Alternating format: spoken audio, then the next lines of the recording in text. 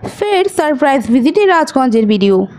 মঙ্গলবার একটি গ্রাম পঞ্চায়েত কার্যালয় এবং দুটি স্কুল পরিদর্শন করেন তিনি। পরিদর্শন করে মোটামুটি ঠিকঠাক দেখলেও কয়েকজন শিক্ষককে শোকজ করবে বলে জানান। আজ সকাল 10:30 নাগাদ তিনি সন্ন্যাসীকাটা গ্রাম পঞ্চায়েত কার্যালয়ে পৌঁছান। তবে সেই সময় অফিসার এবং কর্মচারীরা উপস্থিত ছিলেন, তাতে তিনি সন্তোষ প্রকাশ করেন। সেই সঙ্গে তিনি গ্রাম পঞ্চায়েতের এবং সাধারণ মানুষকে পরিষেবা দেওয়ার বিষয়গুলিও খোঁজখবর নেন। এরপর 10:45 নাগাদ তিনি সন্ন্যাসীকাটা হাই স্কুলে পৌঁছান। সেখানে তিনি ছাত্রদের সঙ্গে প্রার্থনায় অংশগ্রহণ করেন।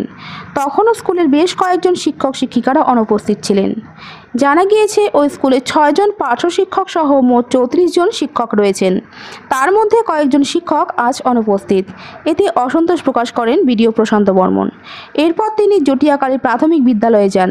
ওই স্কুলে তিনি পঠন পাঠনের বিষয়ে খোঁজখবর নেওয়ার সময় লক্ষ্য করেন পড়ুয়াদের জন্য বরাদ্দ স্কুল ইউনিফর্ম ঘরের মেঝেতে গড়াগড়ি খাচ্ছে। বিষয়টি তিনি ভালোভাবে নেননি। এ ব্যাপারে বিডিও প্রশান্ত বর্মন বলেন, জানেন যে আমি আজকে সকাল থেকে গ্রাম পঞ্চায়েত যেরকম অফিসগুলো ভিজিট করছি, এটা আমাদের রুটিন ভিজিট বলা চলে। এবং স্কুল যে শিক্ষা প্রতিষ্ঠানগুলো আছে প্রাইমারি থেকে শুরু করে হাই স্কুল থেকে শুরু করে, তাই সেরকম আমি আজকে সন্ন্যাসীকাটা হাই স্কুলে গিয়েছিলাম এবং সন্ন্যাসীকাটা গ্রাম পঞ্চায়েতে গিয়েছিলাম এবং জটিয়াখালী জুনিয়র হাই স্কুলে আসলাম।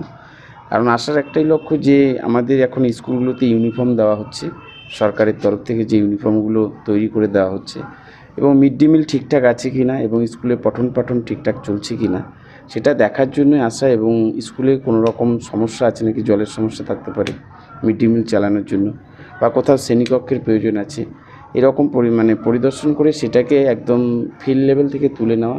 এবং অ্যাকচুয়াল হচ্ছে আমাদের যারা এই স্কুলগুলোতে পড়াশোনা করছে বেশিরভাগই গরিব পরিবারের ছেলেমেয়েরা আসে এবং তাদের যেন পঠন পাঠনটা ঠিকঠাক থাকে, তারা যেন আগামী দিনে আমাদের মতো যে জায়গাগুলো, যে ডব্লিউবিসিএস থেকে শুরু করে হাই স্কুলের টিচার থেকে শুরু করে সেই জায়গায় পৌঁছতে পারে।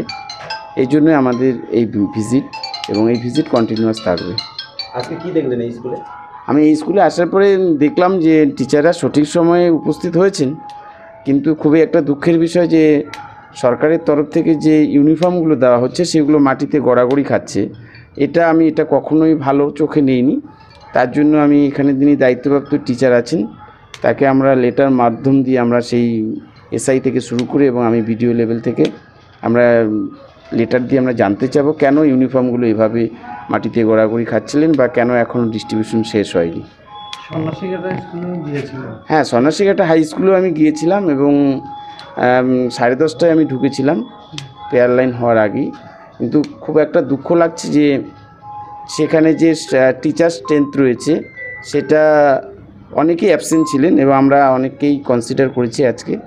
এবং আমি যখন ওই স্কুল থেকে বেরিয়ে আসছি তারপরেও কিছু টিচার আসেননি, তার জন্য প্রয়োজনীয় ব্যবস্থা গ্রহণ করা হবে এবং যে এডুকেশনের ডিআই স্যার রয়েছেন তাকে আমি ইনফর্ম করব এবং হায়ার লেভেলে আমি এটা জানাবো এবং ডিএম ম্যাডামকেও জানানো হবে।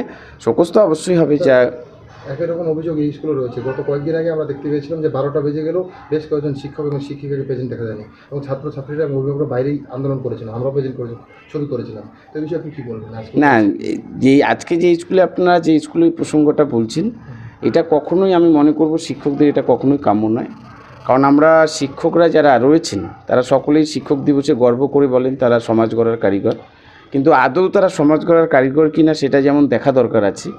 এবং আমাদের মতো অ্যাডমিনিস্ট্রেটর যারা আছে এটা কঠোরভাবে তাদের কাছে পদক্ষেপ গ্রহণ করা উচিত।